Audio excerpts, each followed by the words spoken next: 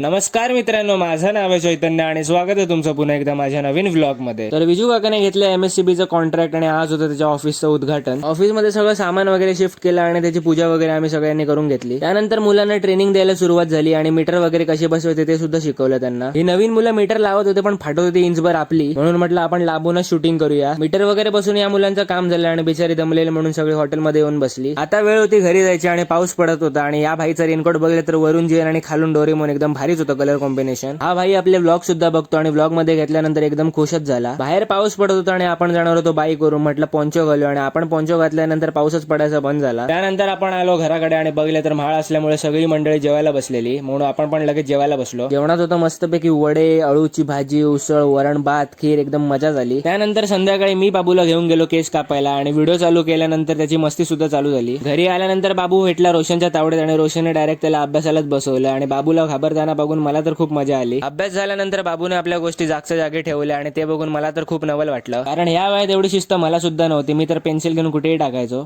So that's it for today. जर video आवडला असेल तर व्हिडिओला नक्की लाईक करा, शेअर करा आणि सबस्क्राईब करायला विसरू नका. थँक्यू.